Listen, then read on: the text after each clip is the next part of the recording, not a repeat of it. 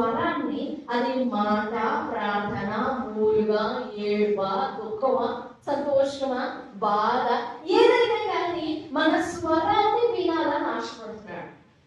అయితే ఎలాంటి స్వరం వినాలని ఆశపడుతున్నాడు ఆయన? మన స్వరం వింటాడా? వాక్యం చెప్తుంది యోహాను సువార్తలో, ఎవడైనా పాపుల మనవి దేవుడు ఆలకించడు అని అంటారు. పాపుల స్వరాన్ని దేవుడు, అంతే చెప్పొచ్చాగా, దేవుడు పాపుల మనవి ఆలకించడని ఎరుగుదుము. పాపుల మనవి అని అంటే పాపుల స్వరాన్ని దేవుడు ఆలకించడు. కానీ ఇక్కడేమో అమ్మా నీ స్వరం నాకు వినాలనుంది, నీ స్వరం నాకు వినాలనుంది. ఈ కాడికి మనం దేవుని స్వరం వినాలి వినాలి వినాలి వినాలని వెయిట్ చేస్తా ఉంటాం కదా. దేవా నీ స్వరం నాకు వినపడి అయ్యా, నీ స్వరం నేను వినాలయ్యా, నీ స్వరం నేను వినాలయ్యా, నీ స్వరం నేను వినాలయ్యా, నా బాధలో నీ స్వరం వినాలయ్యా, నా దుఃఖంలో నీ స్వరం వినాలయ్యా. చాలా చాలా రీజన్స్ తో దేవుని స్వరం మనం వినాలని ఆశపడతాం. కానీ ఈ రాత్రికాల సమయంలో దేవుడు ఒక అద్భుతమైన అనుభవాన్ని నీకు నాకు మనకందరికీ నేర్పాలనుకుంటున్నారు. ఏంటి ఆ అనుభవం అనంటే, పావుల స్వరము అనంటే ప్రియురాలి స్వరం వినాలనుకుంటున్నాడు, మధురమైన స్వరాన్ని వినాలనుకుంటున్నాడు. ప్రియురాలి స్వరము అనంటే ఆమె ఒక్కటే కాదు, ప్రియురాలు ఒక్కటే కాదు, ఆమె ఆలోచనలు, ఆమె తలపులు, ఆమె బాధలు, దుఃఖములు, ఆమె సైడ్ నుండి ఈ చెప్పాలంటే ఈ శరీరపు స్వరాన్ని వినాలని ఆశపడట్లా, శరీర స్వరాన్ని వినాలని ఆశపడట్లా. మరి ఏ స్వరం వినాలని ఆశపడుతున్నాడు అని అంటే, తనతో ఏకీభవించిన స్వరాన్ని, దేవునితో ఏకీభవించిన స్వరం, ప్రియునితో ఏకీభవించే స్వరం ఒకటి ఉంటుంది. మన ప్రార్థనలో చాలా మాటలు దొరికిపోతుంటాయి కదా, చాలా మాటలు దొరికిపోతుంటాయి. అవి దేవుని కనపరచడానికి మనం ప్రార్థన చేసిన, దేవుని కొరకే మనం ప్రార్థన చేసిన, దేవుని వాక్యంలో ఉండే మనం ప్రార్థన చేసిన, ఆ ప్రార్థనలలో అనేకమైన మాటలు దేవునితో ఇమ్మడని మాటలు వస్తాయి, దేవునితో ఏకీభవించని మాటలు దొరికిపోతా ఉంటాయి మనలో. మాట అర్థమవుతుందా? మన స్వంత స్వరం ఏర్పడతా ఉంటుంది దేవునికి, అదే శరీర స్వరం అన్నమాట. ఈ శరీర స్వరం ఏర్పడతా ఉంటుంది దేవునికి. ఈ శరీర స్వరం ఏముంటది? ఇది సుఖంగా ఉండడానికి, తృప్తిగా ఉండడానికి, కంటినెంట నిద్రపోవడానికి, పాప తినడానికి, కన్ను ఆశించినంతా చేయడానికి, ఈ శరీరాశలతో కూడిన, శరీరాశలతో నిండిన స్వరాన్ని వినడానికి ఆశపడట్లా. ఈ శరీరాన్ని దేవునికి, ప్రియునికి లోపరుచుకుని, ప్రియునితో ఏకీభవించి, ప్రియునితో జత కలిసి, ప్రియునితో ఏకీభావముతో, ఏక మనస్సుతో ప్రియునికి తన స్వరం వినిపిస్తుంది. చూసారా? పరివర్తన చెందిన, పరిపూర్ణత చెందిన, పరిపక్వత పొందిన స్వరం. ఆ స్వరం వినాలని ఆశపడుతున్నాడు అన్నప్పుడు, నీ స్వరం నాకు వినబడనివ్వు, నీ ముఖం చూడనివ్వు, నీ ముఖం నాకు కనబడనివ్వు అనంటే, ఒకప్పుడు ఉండేదే స్వభావం, ఒకప్పుడు ఉండేదే స్వరూపం, నేను నల్లని నాన్నని చెప్పేసి ఆ స్వరూపం చూడాలనుకోవట్లా, ఆ స్వరూపం చూడాలనుకోవట్లా. ఈ పరమగీతం అంతట్లో ఆ ప్రియురాలి సౌందర్యము ఎన్ని రెట్లు ఎక్కువగా వర్ణించబడుతుంది. స్త్రీలలో అధిక సుందరివగానా, నీ కన్నులు, నీ కరములు, నీ పాదములు, నీ మెడ, నీ కందరము, నీ కణతలు, నువ్వెంత సౌందర్యవంతురాలు, ఆ సౌందర్యాన్ని నాకు చూపించు. Praise the lord. ఈ రాత్రి మన స్వరం దేవునికి వినపడాలి, నీ స్వరం దేవునికి వినపడాలి. నీ స్వరము అనంటే నీ శరీర స్వరం కాదు, నీ స్వంత శరీరాశలతో నిండిన స్వరం కాదు, నీ శరీరాశలతో నిండిన స్వరం కాదు, నీ స్వనీతితో నిండిన స్వరం కాదు, స్వార్థముతో నిండిన స్వరం కాదు, పాపముతో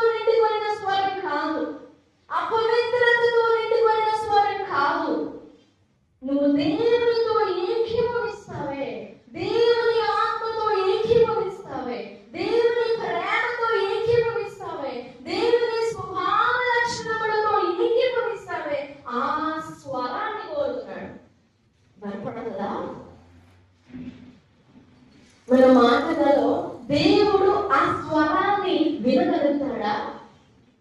మన ప్రార్థనలలో దేవుడు ఆ స్వరాన్ని, పరివర్తన చెందిన స్వరాన్ని, అదే పవిత్ర స్వరాన్ని, పరిశుద్ధ స్వరాన్ని వినగలడా? వింటాడా? వినపడుతుందా దేవునికి? నా మాటలకు బయట స్తోత్రం. హల్లెలూయా, హల్లెలూయా. ఒకసారి పరీక్ష చేసుకుందాం. దేవా, నా స్వరం నీకు ఎలా వినపడుతుంది? మనం మాట్లాడినప్పుడు పరిశుద్ధంగా మాట్లాడిన లోపల నుండి నిండి వస్తుంది, చూసారా? ఇది రియల్ వాయిస్. ఈ స్వరం దేవునికి ఎలా వినపడుతుంది? దేవుని పరిశుద్ధ పరిచయాన్ని అంటున్నాం, కానీ లోపలేమో నా వల్ల కావట్లేదయ్యా, నేను మాత్రం విడవలేను, ఇది విడిచిపెట్టడం కష్టంగా ఉంది. పైకేమో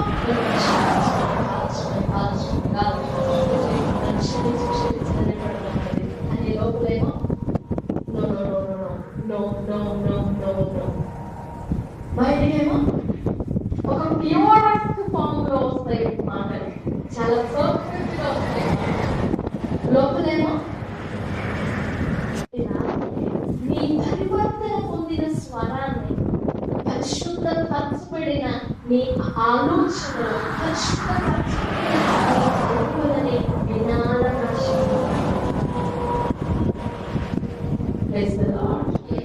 వినపడుతుందా? వినబడనిస్తామా? ఆశపడ్డ కాదు, అడుగుతున్నాడు. నా భావరమా, నీ స్వరం నాకు వినబడను. నా భావరమా, నీ ముఖం నాకు నన్ను చూడనివ్వు, నీ ముఖం దాచిపెట్టుకోవద్దు, నీ ముఖం చూపించినాను. నీ స్వరాన్ని దిగమింగుకోవద్దు, నీ స్వరం నాకు వినాలని ఉంది. ఇప్పుడు మనం దేవుని స్వరం వినాలని, దేవుడు ఆ స్వరం మనల్ని బాగు చేస్తుందని, శుద్ధి చేస్తుందని, ఆ స్వరం మనల్ని కడుగుతుందని, మనల్ని శుభ్రపరుస్తుందని, చక్కపరుస్తుందని, దేవుని స్వరం కావాలి కావాలని వేడుకుంటాం కదా. మనకి ఎంత ఆశ ఉంటుందో, మన ఆశను మించిన ఆశ ఉంటుంది దేవుడిది. నేను ప్రేమించి ప్రాణం పెట్టానే, ఇదిగో ఈ నా బిడ్డ, ఈ నా కుమార్తె, ఈ నా కుమారుడు, నా కుమారుని స్వరం వినాలి, నీ స్వరం వినాలి. దేవుడు అడుగుతున్నాడండి మనల్ని, నువ్వే స్వరం వినిపిస్తావు? ఎన్నో వచ్చిన వాళ్ళు చెప్పింది ఆలకించండి, ఆమె ఆలకించింది, ఇతరులకు పిలిపిస్తుంది. ఆలకించండి, నా ప్రియుని స్వరం వినబడుతుంది. వినబడింది కదా మాట, ఏ మాట తెలియదు, వినింది, ఆలకించింది, అది అర్థం చేసుకునేది. ఇప్పుడు ఆ స్వరాన్ని మళ్ళా తిరిగి ప్రభు అడుగుతున్నాడు, అమ్మా నువ్వు విన్నావే నా స్వరం, ఆ స్వరాన్ని నాకు మళ్ళా వినిపించు. నీ స్వరం నేను వినాలని ఆశపడుతున్నా, నేను తపన పడుతున్నాను. నువ్వు వినిపిస్తావా? నేను ప్రేమించిన వారికి నీ స్వరాన్ని వినిపిస్తావా? స్వార్థం నిండిన స్వరమా, అపవిత్రత నిండిన స్వరమా, సునీతి నిండుకున్న స్వరమా? నీలో నుండి నా స్వరం వినపడాలి, నేను నీలో నుండి మాట్లాడాలి. ఆత్మ నాలోనికి వచ్చి నన్ను నిలబెట్టెను, ఆత్మ నాలోనికి వచ్చి నాతో మాట్లాడెను, ఆత్మ నాలోనికి వచ్చి నన్ను నింపెను. చూస్తాం మన స్వరము దేవునితో ఏకీభవించిన స్వరము, అది వినాలని ఆశపడుతున్నాడు దేవుడు. వినిపిస్తావా? మూలుగులు వినాలని ఆశపడుతున్నాడు.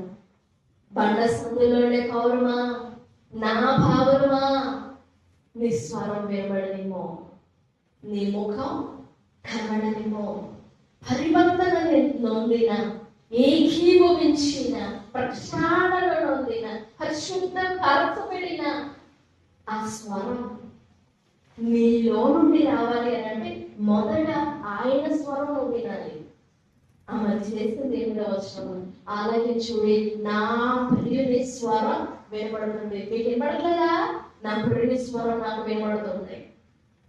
ఆ స్వరము ఆమెలో నింపిన మాటలన్నింటినీ ఆమె మరి బలిస్తూ ఉందా, ఆమె పాడుతూ ఉందా, ఒప్పుకుంటూ ఉందా, పలుకుతూ ఉందా, వచ్చిస్తూ ఉండిందా? ఆ దాన్ని కోరుతున్నాడు ప్రియుడు.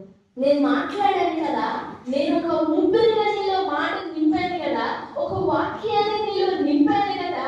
ఈ వాక్యం ఎంత క్రియ చేస్తుందో ఆ క్రియని వినాలనుకుంటున్నాను. నీ మాటల రూపంలో, నీ యాక్షన్స్ రూపంలో, నీ ప్రవర్తన రూపంలో, నీ మనస్సు రూపంలో నీ స్వరాన్ని నేను వినాలని ఆశపడుతున్నాను.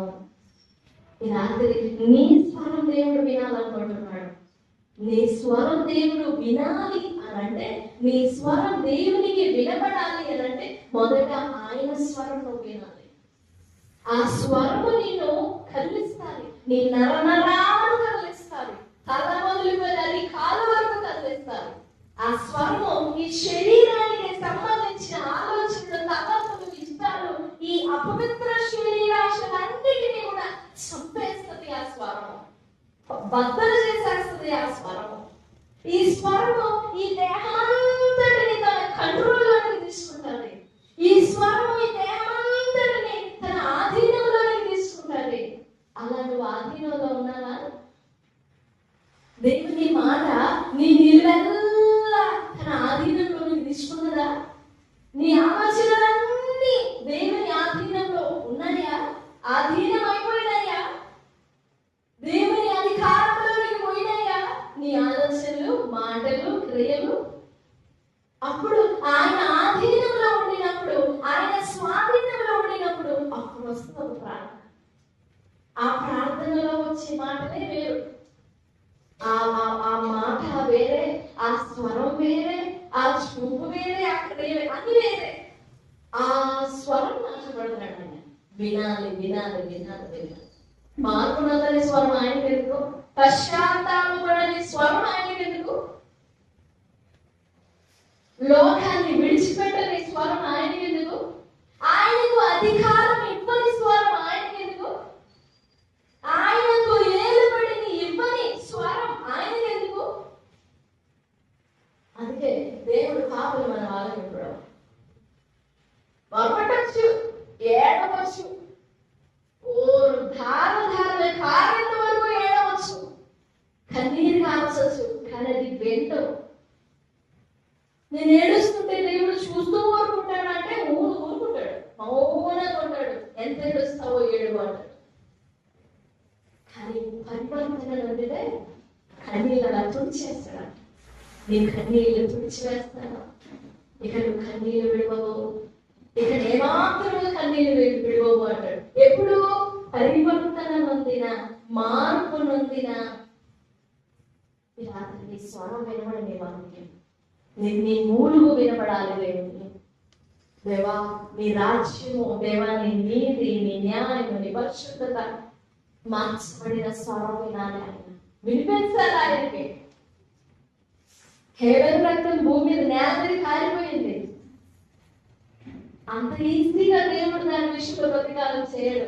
ఎందుకంటే హేబెలు నీతిమంతుడు కాబట్టి ఆయన భూమిలో నుండి, నేలలో నుండి నీ తమ్ముడి రక్తం యొక్క స్వరము నాకు వినపడుతుంది, నా చెవుల్లో వచ్చింది. ఎందుకంటే హేబెలు నాతో ఏకీభవించిన వాడు, నా ఇష్టానుసారమైన వాడు, నేను లెక్క పెట్టిన వాడు, లక్ష్య పెట్టిన వాడు. నేను లక్ష్య పెట్టిన వాడి స్వరము మోగబోదు, నాకు వినపడతాది. నా చెవులు కూడా మూసుకోను, నాకు వినపడతాది. ఒకవేళ ఆ ప్లేస్ లో కయ్యను చనిపోయి ఉంటే, అలా ఒకవేళ ఏదైనా కీడు వల్ల కయ్యను మరణించి ఉంటే ఆ రక్తం వినపడుతుంది దేవునికి. వినడు. అసలు ఆ రక్తం మాట్లాడితే కదా వినడానికి. నీతో మరణించి కూడా మాట్లాడుతూ ఉన్నాడంటే హేబెలు. ఎందుకంటే హేబెలు క్రియలన్నీ దేవుడితో ఏకీభవించినవి. తన తండ్రి లాగా దేవుడి నుండి దూరం చేసుకున్నవి కాదు, తన తండ్రి లాగా దేవుడి నుండి పారిపోయినవి కాదు. హేబెలు తలపులు, ఆలోచనలు, హేబెలు హృదయం అలాంటిది కాదు. పరివర్తన ఉంది. అందుకే ఆ రక్తాన్ని కూడా ప్రభు అంటున్నాడు, రక్తానికి ఒక స్వరం ఉంది, ఆ రక్త స్వరం నాకు వినబడుతుంది. కానీ చుట్టూ చూసుకుంటున్నాడు, ఎవరు చెప్పారు నా మీద, ఎవరు వేశారు నా మీద నేరమని. చుట్టూ చూడడం అవసరంలా, ఎవరో వచ్చి చెప్పడం అవసరంలా. హేబెలు రక్తమే మొరపెడుతుంది. ఆ స్వరం వినాలని ఆశపడ్డాడు దేవుడు. వెంటనే విత్ ఇన్ సెకండ్స్, మినిట్స్ లో వచ్చేసింది రెస్పాన్స్. వెంటనే దేవుడు అడుగుతున్నాడు, కయ్యను నీ తమ్ముడైన హేబెల్ ఎక్కడ? ఏం చేసినావు? గంటలు గడవలా, రోజులు గడవలా, ఆ స్వరం వినపడట్లేదేమో, అది ఆగిపోయింది కదా, మరణించినాడు కదా. వెంటనే దేవుడు వచ్చేసాడు. ఏంటి, ఏమైంది? ఆ రక్త పొరపడుతుందయ్యా, ఇదిగో అన్యాయం చోటు వేసాడు. తీర్పు తెచ్చు, ప్రతికారం తెచ్చు అని కాదు వినపడేది. ఎప్పుడు పెట్టాడు పేరు? నా తమ్ముడిని క్షమించయ్యా అని వేడుకున్నాడు. నా తమ్ముడికి మార్మల్స్ లేదయ్యా, హృదయం తెరవబడలేదయ్యా, ఇంకా కోపంతో నిండి ఉన్నాడు, ఆ మనసు తీసిపోయాయ్యా అని నేలలో పొరపడుతున్నాడేమో హేబెలు. మంచిది. ఈ ప్రశస్తమైన సమయంలో పరివర్తన నొందిన, దేవుడితో ఏకీభవించిన ఆ స్వరాన్ని దేవుడు నీ నుండి, నీలో నుండి వినాలని ఆశపడుతున్నాడు. నీ సొంత స్వరం ఆయన అవసరం లేదు. అది ఎంత వేద సొంపుగా ఉన్నా కానీ అవసరం లేదు. లేఖనంలో ఆయన అంటాడు, దానికి పాడినాడు సరే, కానీ మీరు ఎలా పాడట్లేదు, మీ పిచ్చి పాట నాకు వినపడలేదు, నా చెవులు మీకు కంఫర్టబుల్ గా ఉన్నాయి, మీ స్వరం నాకు వినపడలేదు, అసలు నాకు మీ స్వరం నచ్చట్లేదు, ఆపిస్తేయండి, మీ మేళతాళాలు, స్వర మండలాలు అన్నీ ఆపిస్తేయండి, మీ స్వరం నాకు నచ్చట్లేదు. మన స్వరం అలా ఉంటున్నాడు. పరివర్తన నొందిన స్వరం వినాలని ఆశిస్తున్నాడు. విరిగి నలిగిన హృదయంలో నుండి వచ్చే స్వరం ఇంపు ఆయనకి. దేవుని మాట నీలో నిండనిపో, దేవుని మాట, దేవుని స్వరము నేను నిలువెల్లా కడగనిపో, నిలువెల్లా ఆయన ఆధీనానికి నీ దేహాన్ని ఇచ్చివేసే, నీ నిలువెల్లా ఆయన అధికారానికి ఇచ్చివేసే. అప్పుడు ఆయన తన అధికారంలో నుండి నీతో, నీ ఆత్మలో నుండి, నీలో నుండి మాట్లాడతాడు, నీలో నుండి మాట్లాడతాడు. ఆ మాట దేవుడు వినాలని ఆశపడతాడు.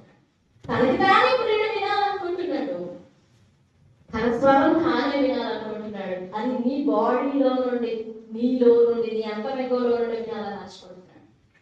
సంవత్సరంలో వేడుకున్న దేవా, శుద్ధపరచబడిన స్వరాన్ని నేను నీకు వినిపించాలి, శుద్ధపరచబడిన మాటలు, ప్రార్థన నేను నీకు వినిపించాలి. నా స్వరం నీకు వినిపించకూడదు, నా అపవిత్ర స్వరం నీకు వినపడకూడదు. నా స్వరం కడుగు, నా అధికారంలో నిండి, నా ఇచ్చలతో నిండిన ఈ స్వరం, ఈ దేహమంతటిని నిలువెల్లా కడిగి శుద్ధి చేయి, నాకు సహాయపడి ఏకీభవించిన స్వరం నీకు వినిపించడానికి, పరిశుద్ధ స్వరం నీకు వినిపించడానికి నాకు సహాయపడు. నా స్వరం ఆలోచించేయాలని ప్రొఫెసర్లు వేడుకును, ప్రభు సహాయపడతారు. దేవుడి మాటలన్నీ మనం ఇంటిలో దీవించుగాక. ఆమేన్. ఆమేన్.